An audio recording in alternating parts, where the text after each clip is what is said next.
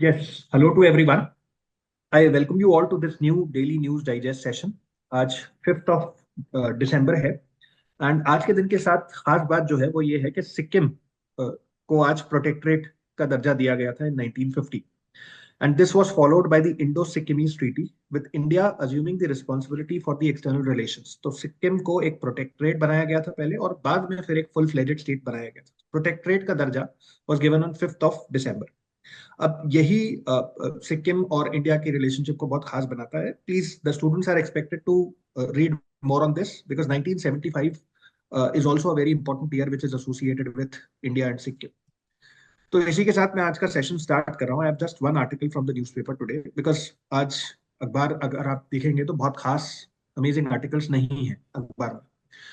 तो एक ही आर्टिकल है मेरे पास and this is about India had limited success in capturing the China plus one opportunity. This has been said by NITI Aayog. अब इस आर्टिकल में मैं थोड़े टेक्निकल टर्म्स सिंप्लीफाई करना चाहता हूँ। मैं चाहता हूँ स्टूडेंट्स इस पे एक कमांड रखें बिकॉज आगे चल के ये क्वेश्चन बनेगा। इंटरनेशनल रिलेशंस और इकोनॉमिक रिलेशनशिप्स में जो बदलाव देखने को मिल रहे हैं उनसे एसोसिएटेड ये आर्टिकल है। देखिए, नीति आयोग ने एक नई रिपोर्ट जारी की है। इसका नाम है the trade watch. This is the name of the report and this was released yesterday on Wednesday, and they said India has seen limited success so far in capturing the China plus one strategy. What is this China plus one?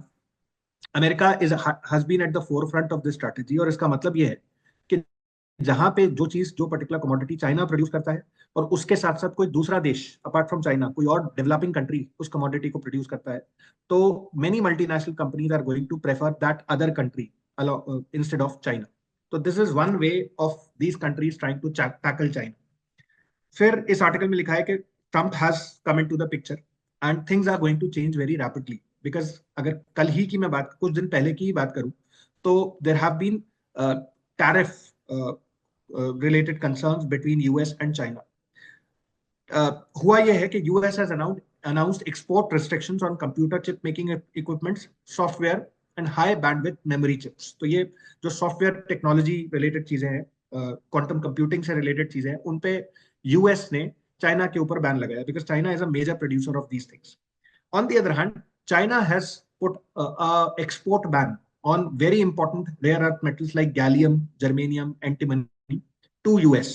तो अब China ने इसको counter करते हुए अपने खुद के trade related measures या रिस्ट्रिक्शंस या टैरिफ्स जिसे हम कहते हैं वो लगाए। अब इन टैरिफ वॉर्स की वजह से कहा जा रहा है कि they are not going to basically deteriorate the situation in connecting economies like India because हम इससे फायदा उठा सकते हैं। कोई भी ऐसी चीज जो चाइना प्रोड्यूस करता है और यूएस को जिसकी जरूरत है, लेकिन चाइना के अलावा कोई दूसरा डेवलपिंग कंट्री भी वो चीज प्रोड्यूस करेगा, तो US is going to be more interested in buying that from that particular country. तो this is going to make the situation very opportunistic for India. इसके अलावा यहाँ पे फिर कुछ और एग्जाम्पल्स भी लिखे हुए हैं। जैसे इन्होंने एक बात की है कि there is huge upside in improving trade in goods and services. There is 70% of world trade where our share is less than 1%, where in the opportunity exactly lies. जैसे हमें अपने नए मार्केट्स और नए प्रोडक्ट्स को ढूंढने के लिए कोशिश करनी चाहिए। जैसे 25% hike in steel import duties, this has been recently suggested. अब why this becomes important? Because iron and steel की इंपोर्ट्स देखा जा रहा है कि कुछ हद तक तेजी से कम हो रही है एंड एक्सपोर्ट पोटेंशियल हमारा बहुत है, but we are not exporting it to the levels that we are suppose to export it in the first place. और कहीं ना कहीं यूएस ने जो टैरिफ्स लगाए हैं, they are also going to act as a major constraint in this regard.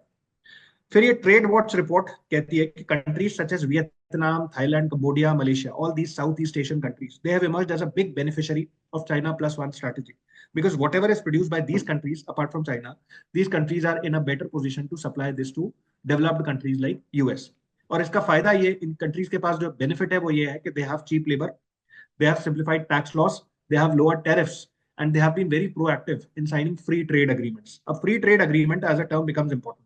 This basically means that two countries or two institutions come together and they decide the level rate of taxation. कहाँ किस commodity पे कितना tax लगाएंगे और किन commodities पे tax नहीं लगाएंगे। और इनमें मंशा ये रहती है कि ट्रेड फ्री एंड फेयर हो, right? So it should not be discriminatory for or against a particular country. That is free trade agreement. And Southeast Asian countries have been very active in this regard.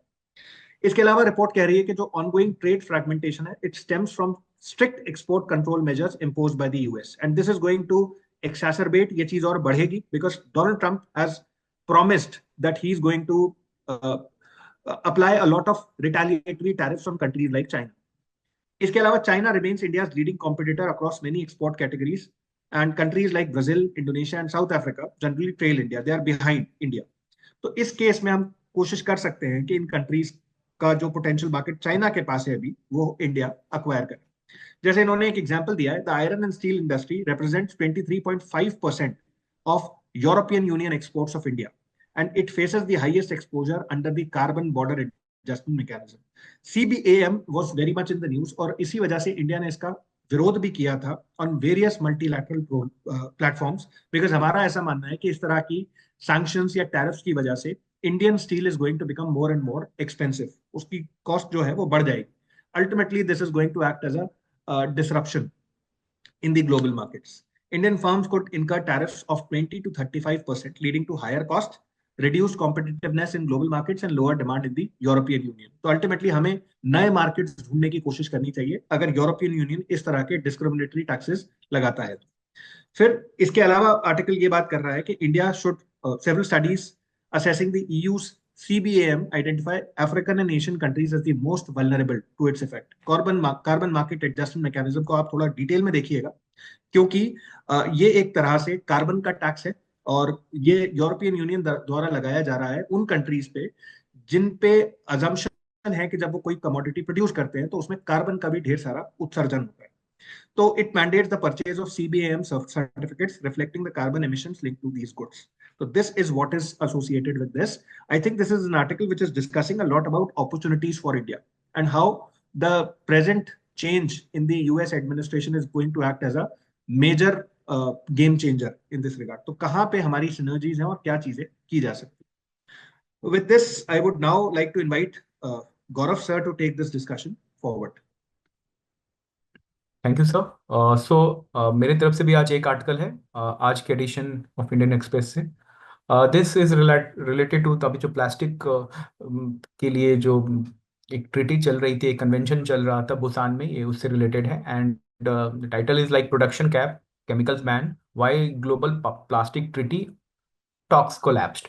The thing is that we all know that countries were negotiating a landmark treaty on tackling plastic production, which failed to reach a agreement on December 1, and there are many reasons why it failed. तो उसमें 100 से ज़्यादा nation wanted to curb the production of plastic production, not just like plastic waste को mitigate करना है, production को ही वो करना चाहते थे टारगेट. ठीक है, तो इस पे हम आएंगे. But a handful of oil producers were prepared only to target plastic waste. अब थिंग इज दैट हम plastic waste and plastic production दो अलग चीजें हो गई. And one of countries wanted to ban the and cap the all together plastic production में capping लगाई जाए, और एक कंट्रीज वांट, जैसे इंडिया जैसी कंट्रीज थी, दे वांट सस्टेनेबल रोल कि अभी प्लास्टिक पॉल्यूशन तक ही रहने देते हैं, अभी प्लास्टिक प्रोडक्शन पे कैपिंग तक नहीं जानते हैं. तो negotiating failed because some countries like these like Middle East countries like Saudi Arabia, Kuwait, Russia and Iran, they इस तरह से ये जो कंडीशन थी कि कैपिंग हम लगाएंगे प्रोडक्शन में, उसको एक तरह से उन्होंने अपोज किया. They argued that inclusion of provisions on plastic production cuts would be beyond the mandate of the 2022 resolution to end plastic pollution. और दूसरा, कुवैत ने स्पेशली बोला कि ये जो प्रोविजंस है प्रोडक्शन में कैपिंग का, ये was being stretched for the advancing trade restriction, economic agendas and commercial competition under the guise of environmental action. अब आप समझिए, सर ने अभी बात किया, सीबीएम का बात किया, तो हम देखते हैं कि इन्वायरमेंटल प्रोटेक्शन, इन्वायरमेंटल मिटिगेशन के गाइज में हम इकोनॉमिक एक तरह से पैराडाइम शिफ्ट करना चाहते हैं. तो यहाँ भी वही बात हो रही है. आपसे क्वेश्चन ऐसा बन सकता है कि trade, economy and environment are intertwined with each other, comment, इस तरह का क्वेश्चन बन सकता है. तो ये दोनों सीबीएम, ये बहुत अच्छा आर्टिकल है इसके लिए आपसे. ठीक है, तो बात यहाँ पे फिर यही आती है, what does the treaty draft से. The draft treaty reflected both points of consensus and contention. The point of consensus included proposing a ban on open dumping and open burning for sustainable waste management. The draft also provided clear definition of plastic and plastic products, but it did not reflect definition of contentious issues such as microplastic पे कोई बात नहीं की गई. Microplastic we all know marine pollution का one of biggest region है. ये बायोक्यूमुलेट होता है, बायो इसका मैग्निफिकेशन होता है, कैंसर्स में इसके रोल्स हैं, तो इस पे कोई बात नहीं की गई. नैनो प्लास्टिक्स पे कोई बात नहीं कही, और प्राइमरी प्लास्टिक पॉलीमर्स और रिसाइकलिंग पे कोई बात नहीं की. अब हमें समझना है कि जो जो ये जो नेशंस हैं, मिडिल ईस्ट कंट्रीज जो हैं, ये एग्जैक्टली क्यों अपोज कर रहे हैं. बिकॉज ये प्लास्टिक प्रोडक्शन कैपिंग पे बात कर रही है, and plastic we all know is manufactured from petroleum product itself. जब डिफरेंशियल एक तरह से डिस्टिलिंग होती है तो उससे हमको नैफ्था मिलता है, उससे प्लास्टिक पॉलीइथीलीन पॉलीप्रोपाइलीन जो होता है वो एक पेट्रोलियम प्रोडक्ट है. तो अगर हम उसके प्रोडक्शन को हिट करेंगे या कैप करेंगे तो कहीं ना कहीं ये जो मिडिल ईस्ट कंट्रीज हैं, इनको नुकसान होगा ट्रेड में, क्योंकि they are leading producers of the petroleum worldwide. तो that's why they oppose this principle of capping the petroleum production. In fact plastic production पे कैपिंग को उन्होंने पुरजोर तरीके से अपोज किया. Thing is now coming to like next point, what was like India stance. उससे पहले जो ये जो प्लास्टिक प्रोडक्शन है, इस पे हमको कुछ इंडिया का जो एक अपना एक रोल रहा है वो सब समझने की जरूरत है. India the plastic pollution is mitigated through plastic waste management rule 2016. Student को ये पढ़ना है 2016 का रूल क्या है, एक्सटेंडेड प्रोड्यूसर रिस्पॉन्सिबिलिटी क्या होता है ये समझना है उनको, और पॉल्यूटर पे प्रिंसिपल क्या होता है ये समझना है. क्योंकि ये आप जब पढ़ोगे तो प्लास्टिक वेस्ट मैनेजमेंट रूल में ये सब कुछ आएगा, तभी आप ये सब समझ पाएंगे. तो India stance was all together with these middle east countries. India wanted the sustainable sort of growth way your plastic pollution को हमको टारगेट करना है, ना कि प्रोडक्शन को. तो India stance and intervention centre on issues such as varying responsibilities of country in addressing plastic pollution. The country focused on the right to development of the countries and need for provision of technical and financial assistance to manage plastic waste. और इन्होंने और क्या बात की, it did not support any articles on supply referring to discussion curbing production. तो production को जो curve करने की जो बात की जा रही थी, इंडिया ने उसका सपोर्ट नहीं किया. At the end of the talk, what India said that balance has to struck between like preservation and plastic pollution का जो हमको mitigation करना है, and protecting the sustainable development of the developing countries. And India also said that जो ये जो plastic primary polymers हैं, they are not directly linked with plastic pollution, and there should be an efforts on polymer और plastic production को इसीलिए हमको target नहीं करना चाहिए. इंस्टेड हमको जो प्लास्टिक पॉल्यूशन जो है उसको टारगेट करना चाहिए, कि उसको हम इफेक्टिवली कैसे हॉलिस्टिकली कैसे हम मिटिगेट कर सकते हैं. तो all together it is a very good article. इसमें कुछ ये जो डेटा दी गई है, ये आप अपने जीएस पेपर 3 या ऐसे पेपर्स में भी यूज कर सकते हैं. ये काफी अच्छा डेटा है over all together. So this is all together from my side. Now I will invite Manish sir to carry forward this discussion.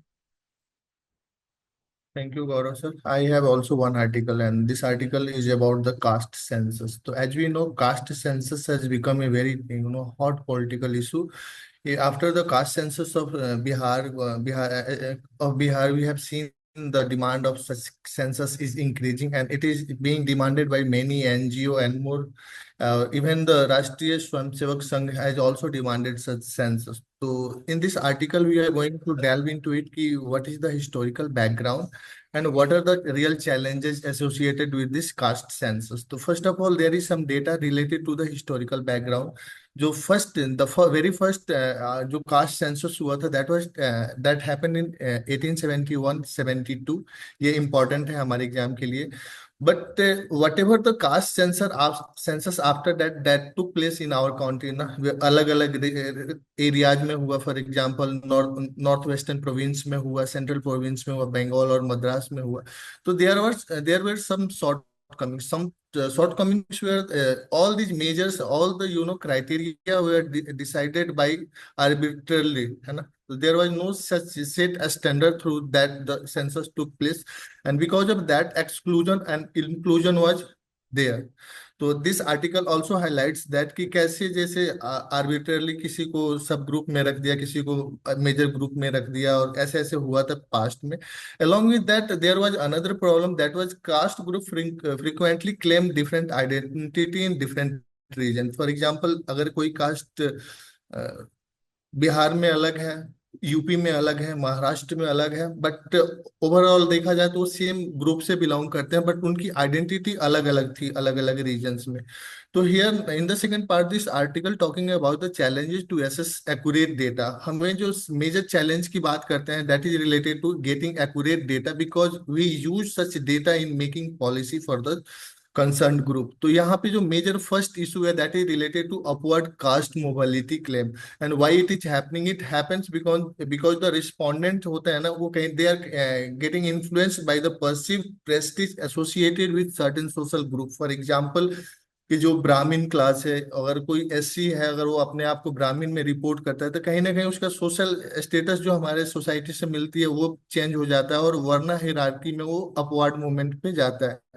In the same way there is another problem of downward caste mobility claim. इसमें क्या होता है कि there are many people who are right now in the higher group, but they are reporting themselves in the lower group in order to get some reservation related benefit जो उससे potential associated होता है। तो this is also a challenge. along with that there is a problem of caste misclassification. यहाँ पे article बात करता है कि similar sounding caste and surnames often lead to confusion in caste classification. For example Singh एक major title है जो ज्यादातर कास्ट में यूज होता है, तो सिंह एससी भी लोग यूज करते हैं, एसटी के लोग भी यूज करते हैं, और ब्राह्मण भूमिहार भी यूज करते हैं। तो this is a major challenge in identify the caste properly. Along with that ये आर्टिकल बात करता है कि by and large caste remain a very sensitive issue which may make both respondent and enumerator uncomfortable discussing it directly.